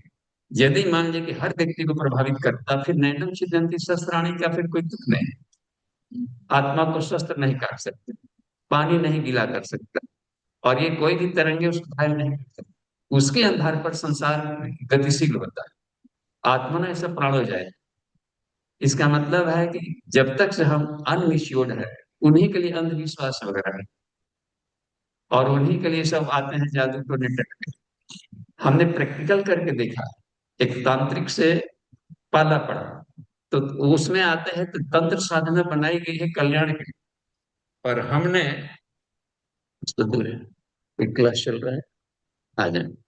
तो ये, तो वो उसमें से देखिए कि तंत्र साधना का मतलब होता है ये नहीं कि मारण मोहन उच्चाटन कर, वह है दूसरों को, यानी पदार्थ जगत पर कंट्रोल यंत्रों द्वारा भी किया जा सकता है। जैसे फेफड़े खराब, तो हम मेडिसिन वगैरह के माध्यम से भी या सर्जरी वगैरह के माध्यम से भी कुछ ना कुछ कर सकते हैं। और एक होता है कि नहीं, हम प्राणायाम बंद मुद्रा करके आत्म साधना से भी कंट्रोल कर सकते हैं, तो इसको तंत्र साधना कहें। जब आत्मा के द्वारा आत्म तेज से पदार्थ जगत को हैंडल करने की कला आ जाए, इसको कहते हैं तंत्र महाविद्या। तंत्र है, सारा संसार एक सिस्टम है, एक नियम से चल रहा है। लेकिन इसके इसके लिए हम किसी यंत्रों का सहारा नहीं ले रहे। तो यंत्रों के माध्यम से बात बनती है। इसका मतलब है कि आत्म तेज यदि डोमिनेट हो जाए तो पदार्थ को इधर से उधर हैंडल कर सकता है। उस हालत में पदार्थ भारी नहीं पड़ेगा, क्योंकि उसकी अपनी कुंडलिनी शक्ति जगा दी है। और कुंडलिनी शक्ति का जो वेलोसिटी होता है वो 3,45,000 माइल, प्रकाश की वेलोसिटी अभी 1,86,000 प्रति सेकंड। तो इस वेग से जो अधिक चलता है तो इसको मोल्ड कर सकता है। और कुंडली शक्ति में इतनी है कि किसी भी तरह की अज्ञानता उसको भस्म कर डालता है। ज्ञानाग्नि सर्व कर्माणि भस्मसात, प्रारब्ध को भी जला डालेगा। उसमें दिए है कुंडली साइंस में लिखा है क्या, क्रियमाण संचित और प्रारब्ध सभी को भस्म कर डालता है। ज्ञानाग्नि सर्व कर्माणि भस्मसात कुरुते भी। तो ये है, इस ज्ञान की अग्नि में बहुत तीव्र अग्नि होती है, श्रद्धा की अग्नि बहुत तेज है। अज्ञानी है तो भी, पढ़ा लिखा नहीं तो भी, श्रद्धा है, समर्पण है, ईश्वर प्राणाधानी है, तो निर्भीक समाधि में जा सकता है। इतने लंबे उसके कर्मकांड की जरूरत ही नहीं पड़ेगी, बहुत तेज आंच होता है उसमें। श्रद्धा के अग्नि देखिए, बाहर के भौतिक विज्ञान से ये संभव नहीं है कि हलाहल जहर का असर न पड़े शरीर पर। और मीरा ने एक श्रद्धा विज्ञान का प्रयोग किया, उस जहर में कृष्ण को देखा, और कृष्ण को पी रही थी। दूसरों को लग रहा था कि जहर पी रही है, वो कृष्ण को पी रही थी, और उसके लिए अमृत बन गया। इसका मतलब हुआ करता है कि जो आत्म तेज है उसकी तरंगे हैं, संसार के सारे तरंगों पर भारी पड़ता है। तो वहां पर अपना प्रभाव नहीं डालेंगे, तब क्या करेंगे, तब होगा इंद्रियां और एक ग्रह नक्षत्र आपके सहचर बनेंगे, आपके फॉलोअर हो जाएंगे। कि आपको सुविधा देने के लिए आपके अनुसार वो रास्ता क्लीन करते चलेंगे, सुविधाएं देंगे ये सब। जी। जी बाबूजी, तो आत्मा को प्रभावित नहीं करेगा वो चीज तो समझ में, नैनम छिदन्ति शस्त्राणि नैनम दहति पावक। लेकिन मन को और विचारों को तो तंत्र प्रभावित कर सकता है ना, उससे कैसे बचना है? लोग हाँ, ज्यादातर ये गलती करते मन से तभी प्रभावित करेगा जब हम मन अल्फा स्टेट में ना हो। उसकी भी एक होती है कि कितना हमने उसकी तरंगों को कहाँ तक ले गया। अशुद्ध मन शुद्ध मन, विषयासक्त मन कमजोर मन है। ईंटा पका भी होता है, कच्चे ईंटे पानी में गल सकते हैं, नूनी लग सकता है, लेकिन इतना हीटेड कर दिया गया है उस मन को कि वह झावा ईंटा हो गया है। अब वो नींव में भी डालेंगे तो सैकड़ों हजारों वर्ष तक नहीं उसमें खरा किया गया। तो इसलिए है कि साधना में यदि प्राण आ जाए तो कमाल हो जाए। प्राण नहीं डाला गया, बस डर डर के की गई है इसमें।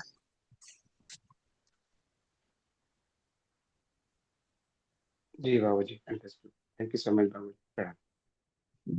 अब उसमें कॉलेज जैसे मान लीजिए इधर वास्तुकला है, इधर है, उत्तर है, दक्षिण है। अब कहा जाता है कि संत नानक देव पहुंच गए थे उधर विश्व भ्रमण में, कहीं मक्का मदीना साइड में।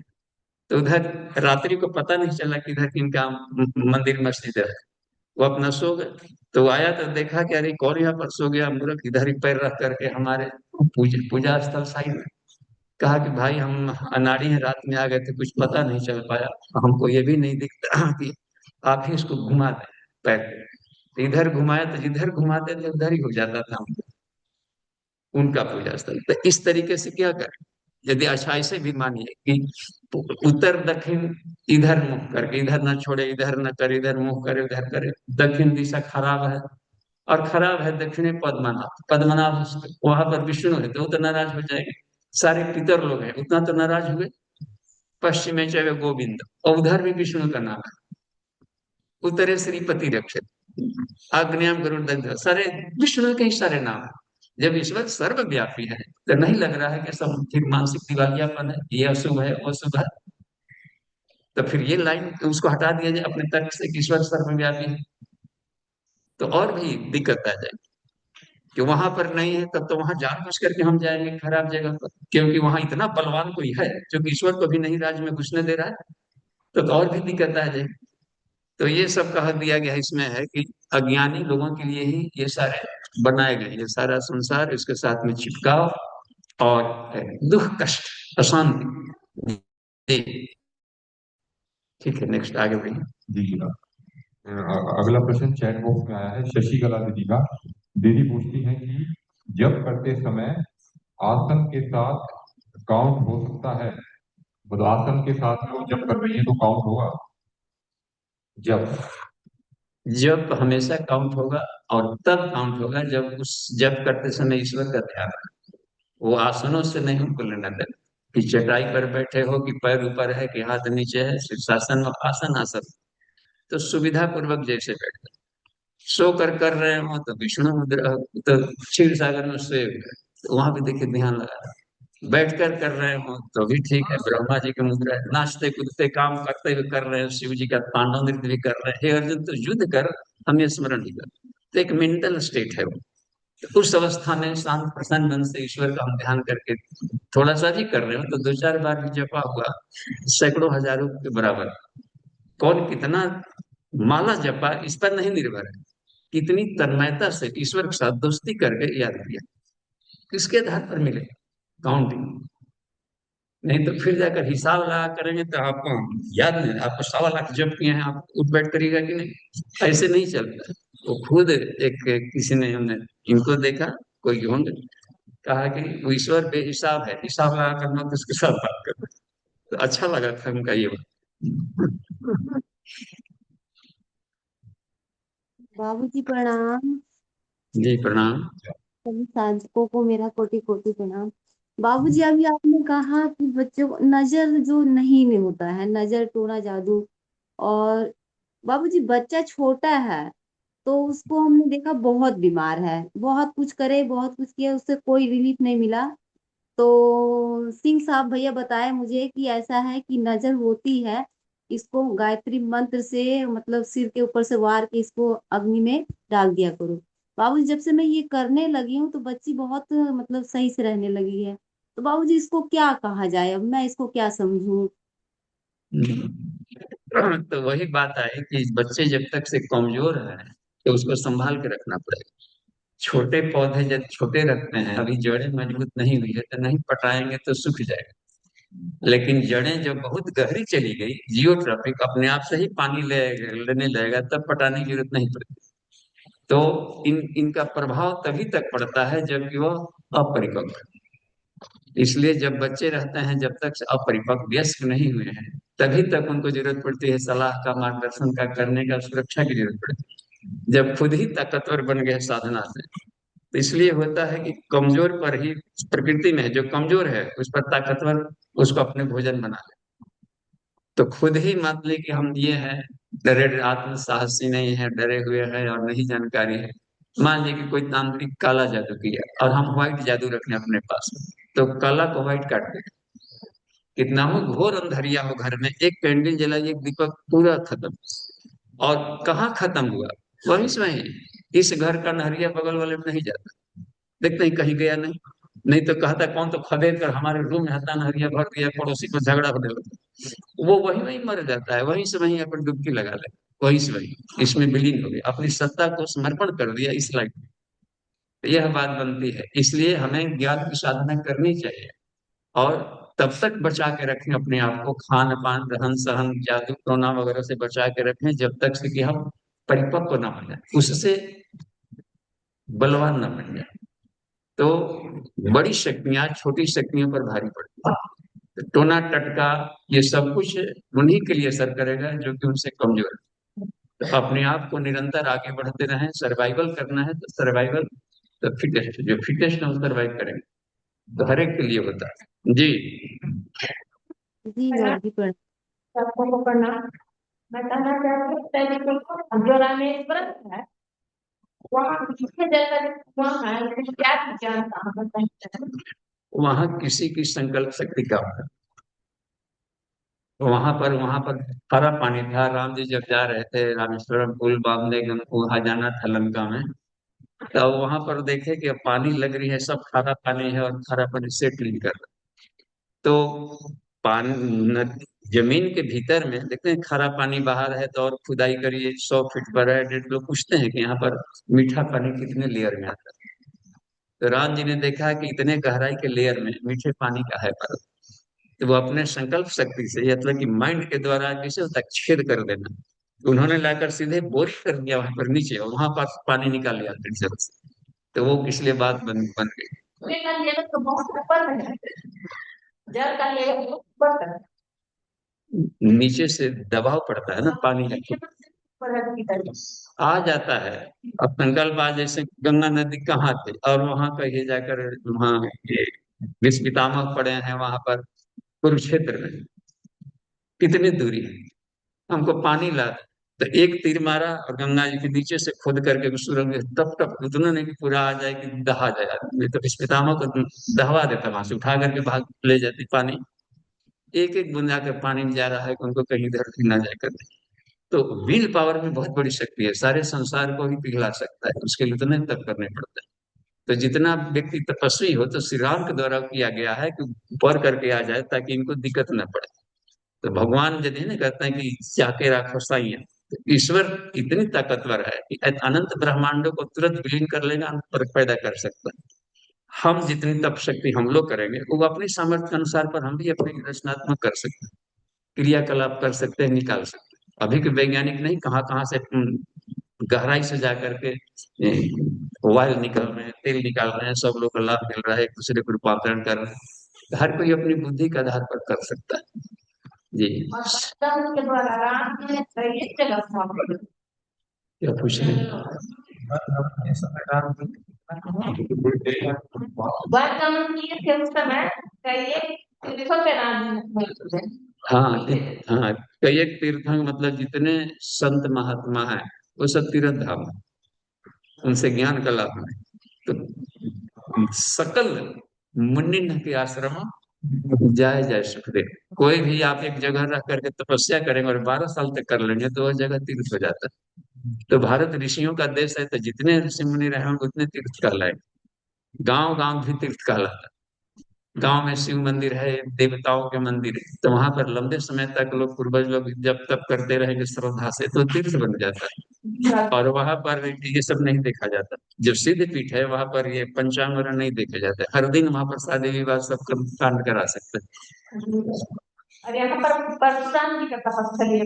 हैं। यहाँ पर परशुराम का सासाराम में हम लोग हैं, तो इसका नाम अभी सासाराम है, पहले सहस्र राम। स्टेशन पर जाकर देखिएगा 3 नाम लिखा है, सहस्र राम, सहसराम, सासाराम, 3 बार नाम बदला। तो सहस्त्रार्जुन यहीं पर थे, जो नहर देख रहे हैं ना यहाँ पर, बड़ी नहर, इसके उस वाले क्षेत्र म्यूनिसिपल एरिया में सहस्त्रार्जुन का था। और इस वाले एरिया में आए तो खेमा गाड़े थे यहीं, तो यहीं पर युद्ध हुआ था। तो परशुराम का राम और सहस्रबाहु का सहस्र शब्द जुड़कर सहस्रराम नाम पड़ा। तो यहीं पर, तो यहाँ पर खेमा गाड़े उनकी 1000 पूजाएं। पूज्य गुरुदेव के मुंह से हमने सुना, संजोग से हम वहां पर थे सभा में, जहाँ पर शांति कुंज में एक बार बोल रहे थे गुरुदेव इसी पर सहस्रबाहु का, कि किसी भी आदमी को 1000 भुजाएं कैसे हो सकती है? सोचिए, एक भुजा इतना जगह ले रहा है, 1000 है तो फिर उसे ना कहाँ के लिए जगह कहाँ मिलेगा? तो ये सब अलंकारिक।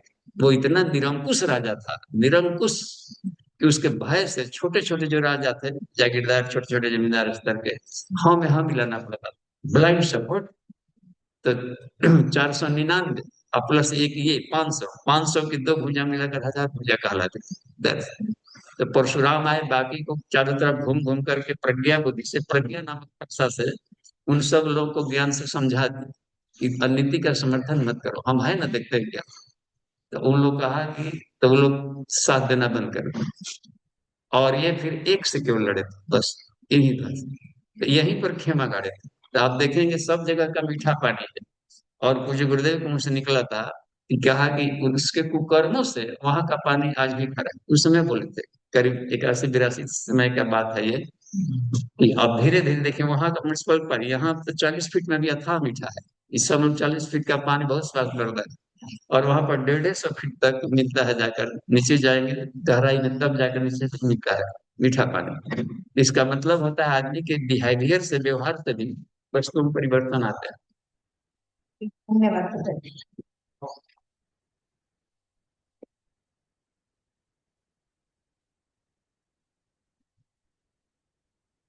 है। 18 मिनट समय है, प्रश्न उत्तरी है तो पूछिए कहीं, जितने लोग बैठे हैं यहाँ पर एक बार।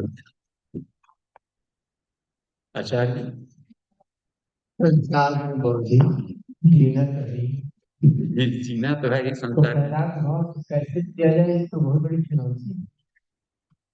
और आनंद भी है। वैराग्य भाव से दोस्ती करेंगे तो कभी दोस्ती टूटेगी नहीं, क्योंकि आप आत्मा से प्रेम हैं। तो यह जानते तो उसके गुण दोषों पर आप जाएंगे ही नहीं।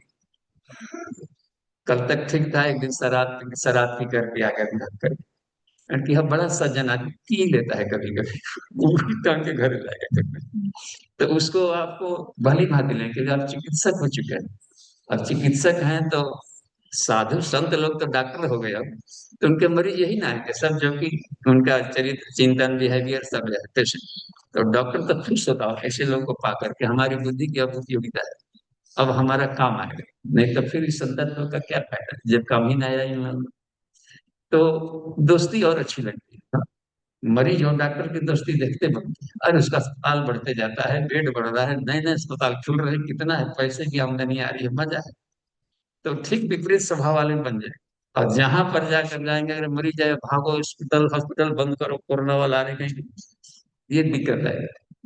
तो वैराग्य ही जीवन है, बस। तो वैराग्य का मतलब मैं उदास नहीं, अथाह प्रेमी को वैराग्य कहा जाता है, वैरागी। वैरागी मैंने हम समझते हैं कि सारा सुख झोंक दिया है। वैरागी मतलब होता है कि प्रेम का समुद्र आ रहा है, बस। यानी कि ईश्वर का दोस्तार है, और ईश्वर हर जगह है। वैरागी ईश्वर नहीं रहता तो हर जगह नहीं रहता, चिपकाव रहता, चरित्र चिंतन को देखता, तब फिर जाके हर जगह कैसे रहेगा। हर एक जीवों के हृदय में रहता हूँ, चाहे सुअर के बीच में हृदय में बैठ करके, अब बच्चों से कोई कर रहा है, खेल रहा है, कितना कमाल की बात है। हम लोग वहां जाएंगे नहीं दूर से करने के, तो अपने मस्तिष्क में ऐसा रखना है कि कम से कम मन ही मन ध्यान में तो हम घूम जाए सब जगह। प्रत्यक्ष है, ना घूम सिकोड़ भी रहे हो तो कम से कम मन ही मन तो घुमा में। तो वहां भी दूरी बना लेंगे तो फिर कैसे ईश्वर बैठे। तो उसका हम उधर तो नहीं जाएंगे, बगल में रहते हैं। इसमें आचार्य जी बड़ा अच्छा मिला, सांख्य दर्शन के भूमिका में बताया, अंति संतम न पश्यति, अंतिम संतम न जाति। ईश्वर क्यों नहीं मिलता है, कहा कि पास बैठे हुए को हम छोड़ते नहीं, अपने दुष्ट दुर्गुण, क्रोध, ईर्ष्या, द्वेष वगैरह ये सब टेंशन, अज्ञानता, इसको नहीं हटा रहे, और पास बैठे को देखते हैं। ईश्वर बैठा, इसको हम लोग नहीं देख रहे, कहाँ कहाँ घूम रहे हैं, कहाँ कहाँ दौड़ रहे हैं, इधर घूम रहे हैं, पदार्थों में सुख खोज रहे हैं। और पदार्थ में सुख होता ही नहीं, तो सुख के लिए खुद दौड़ रहा है। जो सुख के लिए खुद दौड़ रहा हो तेज गति में, उनसे हम सुख की आशा कर रहे हैं, तो हमारी तरफ झांकने भर की फुर्सत नहीं है उसको, हर भी अपने में विचय है। और जहां सुख है अपने भीतर अथाह भरा पड़ा है। तो यही बात है। तो जो आत्मा के साथ रागी है उसी को वैरागी कहते हैं। जो किसी के हृदय से जो किसी को प्यार करता है, उस समझे कि वैरागी।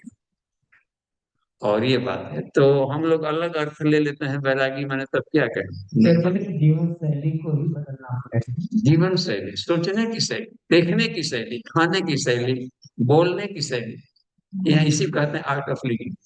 अध्यात्म का एक नाम यही है, जीवन जीने की कला। बस। अब कला नहीं आ रहा तो ये दोस्त है वो दोस्त है, चलने नावे अंगन में टेढ़े, है ना कहीं पर कहावत। यहाँ पर कहीं कुछ नहीं बिगड़ा है, अपने चिंतन की प्रणाली बिगड़ी है बस। इसी को ठीक करने के लिए सारा का सारा ये अध्यात्म दर्शन है। ठीक है, धन्यवाद। 16-14 मिनट है अभी। जी बाबू जी, जैसे पहले के समय में लोग जो यज्ञ करते थे और जो भी इनके मन में जो भी इच्छाएं होती थी उसकी पूर्ति के लिए यज्ञ करते थे या अन्य विशेष साधनाएं करते थे। तो आज के समय में अगर से किसी को अपने अवचेतन मन के संस्थान को बुलाना है तो उसके लिए विशेष साधना क्या की जाती है, कम समय में अधिक लाभ? हाँ, अब इसके लिए जैसे इनका प्रश्न था नितिन जी का, कि पहले के लोग कामनाओं के लिए यज्ञ करते थे। लक्ष्मी नहीं है, लक्ष्मी यज्ञ, और राज्य व्यवस्था थोड़ी लड़खड़ा गई है, राजस्वीय यज्ञ कर। परिवार व्यवस्था जरा था डमाडोल ठीक कर लें तो वाजपेयी यज्ञ कर लें। शक्ति की कमी है, चंडी यज्ञ, रुद्र, तो ये सब सकाम यज्ञ है। तो सकाम यज्ञ से सकाम पूरा होगा, जिस उद्देश्य के लिए कर रहे हैं वो पूरा होगा। यानी कर्म से आत्मा नहीं मिला, क्या मिला? जो काम कर रहे हैं वो मिला। अब देखिए, आत्मा है निष्काम, तो हम जब तक से निष्काम नहीं होंगे तब तक से आत्मा सवाल ही नहीं, क्योंकि उसकी हमको चाहिए नहीं है ना कहीं, और वो है निष्काम। तो यदि हम यज्ञ भी कर रहे हो, यज्ञ तपदान विधि विधान संकल्प एवं बंधन, इसको बंधन कहा गया है सब। यदि हम सकाम किए तो बंधन है, पाप में बदलेगा, पाप यानी दूरी बढ़ा देगा आत्मा से। निष्काम किए तो कर्म ही अकर्म हो जाएगा, करते हुए भी उसके आपके आत्मिक विकास में नहीं रुकेगा, क्योंकि उसने अपनी चेतना को डाला ही नहीं, उनके लिए कर लिया। तो एक तरीके से एक शांति का भी अनुभव होगा। हमारा हमारे टारगेट में नहीं था ये, किसी ने कह दिया कि देखिए हमको कष्ट हो रहा है, आप थोड़ा कर दें, तो भीतर से नहीं होगा, प्रसन्नता आती है। तो ईश्वर का काम मानकर ये ब्रह्मणी आधाय कर्माणी संगम त्यक्तवा करोति यः सन्न लिपते पापेन पद्म पत्र होता। ये बताया श्री कृष्ण कि जो हमारा काम समझ करके कोई करता है, हमारा सहयोगी बनकर कर दिया और बदले में कुछ चाहे नहीं, फ्री ऑफ कॉस्ट कर दे, तब लोक सेवी कहलाए। यदि कॉस्ट लेकर कामना सहित किए तो मजदूर कहलाए। मजदूरी लिया गया, अब अपना ये नहीं, फिर जाकर के इसमें महात्मा संत क्या करे। तो संगम त्यक्तवा करो तो यह सन लिपते, वो पाप में लिप्त नहीं होगा, उसको जब भी मिलेंगे तो पुण्य यानी आत्मा का तेज उसको बढ़ेगा। तो इस भाव से करेंगे तो बन जाएगा। आत्मा करता है और इसमें ईश्वर बैठा हुआ क्या करता है, प्रवृत्ति कर रही है, इंद्रियां सब कर रही है, सब कर्म कर रही है, इच्छा हुई है सारे करने में, तो करने वालों पर क्रिया है। तो अवचेतन मन के पूर्व संस्कारों को हटाना है, ये सकाम कर्म में आएगा या फिर ये निष्काम कर्म है? इसको अनुबंध करेंगे, यह ड्यूटी है, यह ड्यूटी है कि हम अपने अवचेतन मन की सफाई करें, क्योंकि मन भी है, हमने नहीं बनाया, जड़ तत्व था, हमने बिहेवियर से उसका मिसयूज किया है। मिसयूज किया है तो गुड यूज करते हैं, उसको प्रक्षालित करें। कोई दिया है धोने के लिए, कबीरदास वाला है ना, कैसे तो ज्यों की त्यों धर देनी चले गया। तो सबने ओढ़ी, इनका किनका तो नाम भी लिया है, सबने मैली पीढ़ी चले गई। उनका हिम्मत देखिए बोलने का, कुछ साधु महात्माओं का भी नाम ले लिया कि सबने, दास कबीरा ने ऐसी ओढ़ी कि ज्यों की त्यों धर देनी चाहिए। और भी इनसे भी बड़े हैं, जो कबीरदास से भी जो बड़े हैं, क्योंकि यहाँ पर बड़ों की कमी नहीं है। वो क्या करते, कोई दिया है तुमको धोने के लिए, जेब के तुम लौटा दो। ये भी तो अच्छा नहीं है, उससे भी अधिक सफा करके दो, स्टेप ऑफ ट्रांसफर बन गए। तभी और एक इसलिए फिर उनको जन्म देना पड़ा कि कुछ और कर लें। अब जेब कहते हैं नहीं देंगे, उससे बेटर बना कर देंगे, दिया है। तो ये कमाल की बात है। तो क्रमशः ज्ञान की अनंतता है। देखिए देव जी का जीवन है। देव जी। एक इससे जी बाबू, कबीरदास जी ने ज्यों की त्यों धर दी, लेकिन सुखदेव जी ने उसको और निर्मल कर दिया।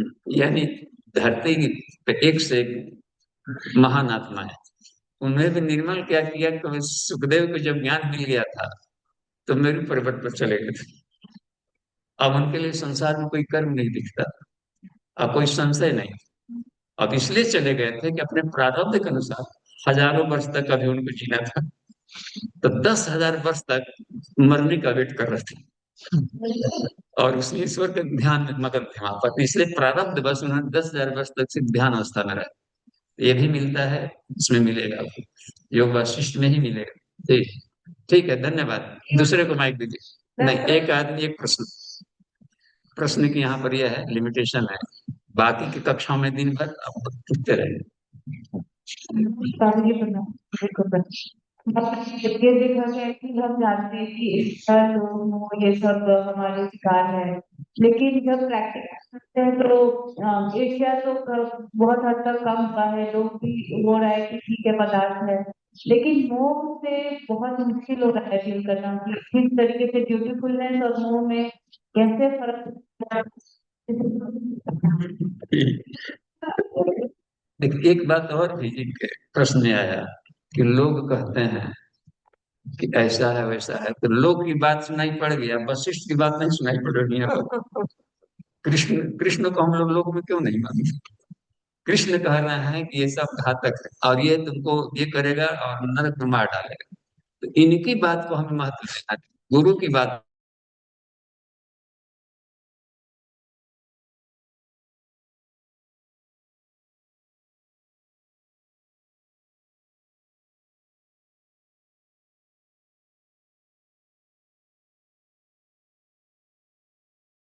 हर कोई लोग करेगा, दूसरे की आवश्यकता से अधिक अपने पास है, और भी और भी आ जाए, तो हर कोई ऐसा सोचने लगेगा तो फिर बांटेगा कौन? पढ़ रहे हैं ना दिक्कत। हर कोई बटोरने में लगा है तो बांटने की प्रक्रिया कौन करे? पस्तूर जो लोभी हो जाए कि नहीं हम नहीं देंगे, हमारा हमको मिला है बांटने के लिए, तब हम सारे के सारे सृष्टि मर जाएगा कि नहीं, रोशनी नहीं मिलेगी, पौधे सांस नहीं लेंगे, आदमी का जीवन नष्ट हो जाएगा। तो बांटने की प्रक्रिया को कहते हैं यज्ञ। यज्ञ में बांटा जाता है, अपने शकल डालेंगे, अपने घी डालेंगे और भाप बना करके दूसरों के लिए देखिए सबको खिला दिया। तो औरों के हित में जो मरता है जीता है उसका हर अवसर रामायण गीता बताता है। देखिए आज सब जगह शरीर से शिक्षा भी नहीं लेता, हाथ मेहनत कराया कमाया शरीर, अब कमा करके खाना ला करके मुंह को दे रहा है, दूसरे को दे रहा है, यार तू खा, नहीं तू ही खा अपने हाथ में, नहीं तू खा, तुम्हारे लिए कमा रहा है, कमाल की बात है कि नहीं? मुंह भी और उसको गिरनी करके पेट को दे रहा है, सब एक दूसरे को दे रहा है। वो भी दे रहा है कि हम भी नहीं रखेंगे, सारे बॉडी सेल्स में दिया, वो भी ला करके अपनी ऊर्जा को कहीं और खर्च कर रहा है। नदियां सब दे दी समुद्र को, समुद्र भी नहीं रख रहा, वो बादल बना के दे रहा है, बादल भी जाकर वर्षा देकर कर रहा है, सारा सृष्टि यज्ञ प्रक्रिया में चल रही है। इसमें लोभ उसका ठीक विपरीत है, तो उसको कष्ट होगा। इसमें कहीं तालमेल नहीं खा पाएगा, तो इसी प्रवाह में उसको दुख कष्ट कहेगा। तो अज्ञानता बस आदमी लोभी होता है, ज्ञानी तो हर जगह बांटते चलता है, संत बांटते चलता है, उदार दृष्टि हो जाती है, कमाया है ज्ञान किया है साधना की अब फ्री में बांट रहा है, देखिए। तो उसका सुख, अब इसको बटोरने का भी सुख मिला है, समय समय तक मिलेगा, थोड़ी सी सुख, दुख अधिक मिलेगा। चलिए। जी जैसे दिया है यज्ञदान तक, यज्ञदान तक हमारी जो है चलिए का प्रश्न था, उसमें यज्ञदान तक हमारी जो ड्यूटी है, अगर वो राष्ट्रीय और तामसी में जाता है तो वह हमारे जो है आत्मा के लिए दिक्कत है। अगर सात्विक प्रक्रिया होती है तो इसमें हमारी जो है उसके कचरे पहले के भी समाप्त होंगे। देखिए, हम लोग जिसको सात्विक राजसिक तामसिक बोलते हैं, हम लोग अपनी परिभाषा के अनुसार इसकी व्याख्या करते हैं। ईश्वर निर्गुण है, निर्गुण माने गुण रहित नहीं, तीनों गुणों में रहते हैं कि किसी से चिपकना नहीं, तीनों का गुण यूज करना। सात्विक मतलब होता है ज्ञान, और राजसिक का मतलब होता है धन संपदा, और तामसिक का मतलब होता है शक्ति। तीनों में से एक भी यदि कम हो तो कष्ट होगा। केवल ज्ञान ले लिए और पेट भरने के लिए भीख मांग रहे, दरिद्र आदमी, तो फिर ज्ञान सर्वोपरि धन है, कहा गया ना विद्या सर्वोपरि धन, तो फिर भीख क्यों मांग रहे? आगे की बात है। तो अच्छा, धन अधिक ले लिए और शक्ति नहीं है, तो आप एटीएम से पैसा निकल के ले आएंगे, दूसरे छीन के भाग जाएंगे। और धन संसाधन जरूरी है जीवन में आगे बढ़ने के लिए। शरीर जरूरी है, मन जरूरी है, बुद्धि जरूरी है, संसार में उतरने के लिए भोजन जरूरी है शरीर के लिए, तो इसके लिए इसकी जरूरत पड़ती है संसाधन। तो संसाधन को लक्ष्मी कहा गया, आध्यात्मिक शक्ति, यानी कि वो भी अध्यात्म का हिस्सा है धन कमाना। एक साहित्य मिलेगा, बुक कहीं मिले तो पढ़ लेंगे, कुछ गुरुदेव ने इसको लिखा है, आचार्य ने कहा है कि अध्यात्मवादी भौतिकता अपनाई है। तो भारत सोने की चिड़िया भी था, केवल जगत में गुरु कुहर नहीं था, सोने की चिड़िया भी था। देखिए भरद्वाज ऋषि पुष्पक विमान या विमान, वो प्रकाश से पेट्रोल निकालते थे। हम लोग को उतना नॉलेज नहीं है, रिसर्च कम है, तो खाली नीचे जो बटोर के रखा है समुदाय उसको दोहन कर रहे थे, प्रकृति दंड देगी। और नेचर के अनुसार लेते, सौर ऊर्जा से हर चीज चलाना सीख जाते तो कहीं ईंधन भी नहीं घटता और कोई भी दिक्कत नहीं आती बात। तो रिसर्च कार्य और भी तेज बढ़ानी पड़ेगी, वैकल्पिक ढेर सारी रखनी पड़ेगी संसाधन अपने। तो ये सब दिक्कतें नहीं आती, ठीक है जी। तो कोई खराब नहीं है। तब माने शिव जी शक्ति, शक्ति नहीं रहेगा तो छोटे मोटे कीटाणु से झटके मारना है, तो शक्तिशाली भी बनना है। तब माने हम लोग खराब मान लेते हैं, यही दिक्कत है कि तब खराब थोड़े होता है, शक्ति खराब नहीं है, पूजनीय है, शक्ति के साथ हम सारे भारतीय शाक्त पहनते हैं, दुर्गा पूजा किया जाता है, सब शाक्त है, तलवार पूजन में सब पूजन, शस्त्र पूजन सब किए जाते डोमिनेंसी जैसे होनी चाहिए था। हैं जी। डोमिनेंस डोमिनेंस, डोमिनेंसी का मतलब होता है समत्व। समत्व का ही डोमिनेंसी कहता है, किसी की चलती न रहने दो, न सत माथा पर कूदे, न रज कूदे, न तम कूदे, बैलेंस रहो। एक ऐसे है चेतनात्मक, एक भी डोमिनेंट हुआ यानी गद्दी पर बैठ गया। और तीनों में एक कंडीशन है, तीनों भाई है, एक कुर्सी। तो उन्होंने समझौता किया कि जब हम कुर्सी पर बैठेंगे तो तुम दोनों को हम ही लेना। तो सत्य जब बैठता है तो रज भी कहता है ना ठीक है, ज्ञान के लिए हम कमाएंगे, आप ज्ञान के लिए किताब भी खरीदेंगे, हम मिलाओ, ये ज्ञान बढ़िया है। जब रज आ जाएगा तो सत्य कहेगा कि हाँ बिना धन का जीवन है नहीं। अब देखिए सारा ज्ञान इसकी प्रशंसा में लग गया, धनी शक्ति है, सारा काम करा लेंगे, धन में आदमी कुछ भी खरीद ले रहा है, कुछ हम मिलाना है उसको। तब जब उधर आ गया शक्ति, तब ज्ञान भी कहेगा वाह, शक्ति के बिना तो सब बेकार है, दोनों उसका सुर ताल मिलाएगा मिलाएगा। तो ये है। और योगी क्या करता है, तीनों को सम कर लेता है, समत्वम योग उच्चते। और सम कर लिया तो उस कुर्सी को, अब कुर्सी ही नहीं रहा ना, कुर्सी तो खाली, अब इस पर हो जाएगा। तो ईश्वर समत्व है, बस हम में एक समान, हरि व्यापक सर्वत्र समान, सत में भी, रज में भी, तम में भी, जो एक समान रहते हैं, निर्लिप्त रहता है, वो योगी है। नहीं तो फिर दूरी बढ़ जाएगी, आपको कहीं ना कहीं पर सत्तम की लड़ाई चलती रहेगी। ठीक है, शांति पाठ कर लेते हैं। ओम